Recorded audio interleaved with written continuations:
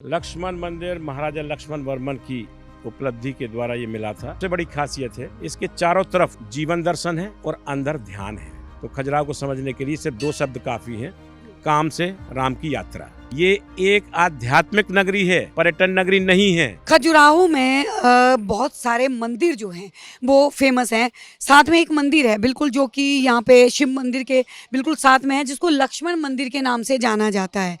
खासियत क्या है उसके बारे में, क्योंकि कलाकृतियाँ बहुत ही अद्भुत हैं।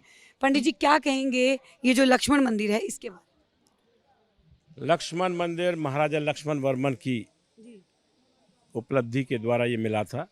इस मंदिर की सबसे बड़ी महत्वता जो है, ये पंचायतन शैली का एकमात्र मंदिर है।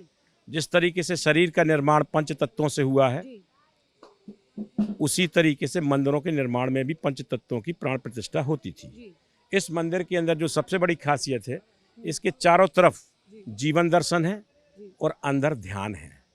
व्यक्ति जब तक अपने जीवन में गृहस्थ जीवन, अर्थ, काम, धर्म से पूर्ण रूपेण जब तक अपने आप को सेटिस्फाई नहीं करता है, वो कभी भी ध्यान में नहीं पहुंच सकता है।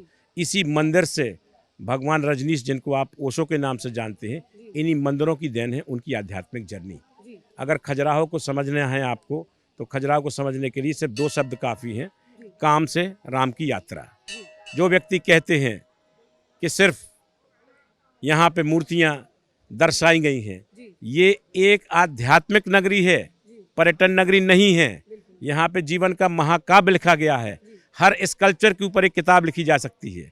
इस मंदिर के ऊपर मेरे एक मित्र ने किताब लिखी, अनुराग शुक्ला ने, इतनी मोटी किताब लिखी रामचरितमानस बराबर। तो आप इन मंदिरों के जब दर्शन करेंगे तब तो आपको यहाँ पे आध्यात्म के दर्शन होंगे। तो अगर आप इन मंदिरों को एक प्रदर्शन और एरोटिक, जो अमेरिकन लैंग्वेज में वल्गरिटी ऑफ एरोटिज्म में देखेंगे, तो आपको इन मंदिरों में सिर्फ लेकिन जो कलाकृतियाँ, जिस तरीके की कृतियाँ इसके ऊपर जो है वो बनाई गई हैं, जैसे अगर बात की जाए तो भोग विलास की तरीके से कहीं ना कहीं लोगों की मानसिकता के ऊपर गलत असर इसका नहीं पड़ता होगा, या फिर अगर बात कर ली जाए तो क्या सोच के ये कलाकृतियाँ यहाँ पे की गई हैं? इंसान की जिंदगी में प्रेम की सबसे बड़ी भूमिका है। अगर आप प्रेम को दबाएंगे तो ईश्वर आपको नहीं मिलेंगे। लेकिन ये कहा जाता है कि हर चीज़ पर्दे के अंदर होनी चाहिए। पर्दे के अंदर होनी चाहिए ये चीज़। ये दुनिया के सबसे बड़े पर्दे हैं। हम पैदा भी दिगंबर हुए और जब जाते हैं तब भी दिगंबर होते हैं। जो व्यक्ति कहते हैं कि इन मंदिरों के अंदर ये एरोटिक टेम्पल, ये एरोटिक नहीं है, ये प्रेम के दर्शन हैं। अब देखने वाला इनको अगर वल्गरिटी करेगा पाश्चात्य सभ्यता में, तो जाके वो वहाँ पे वो पोर्नोग्राफी चलाते हैं। ये पोर्नोग्राफी नहीं है, ये काम सूत्र है जिसको सीखने से जीवन आगे बढ़ता है। विदेशी यहाँ पर आते हैं किन मुद्दों को लेकर, और यहाँ पर जो मंदिरों के दर्शन करते हैं उनके बारे में क्या बताएं? विदेशी किस लिए आते हैं यहाँ पर? विदेशी आने का मेन कारण खजुराहो में है खजुराहो के आर्किटेक्ट और डिज़ाइन। इन मंदिरों के अंदर उनको जीवन का दर्शन मिलता है, आध्यात्मिक शक्ति का आभास होता है, और उसके ही अंदर काम के भी दर्शन हैं। काम को कभी भी मंदिरों से अलग नहीं किया जा सकता है। हमारी प्रथाएं पहले बहुत अच्छी थी।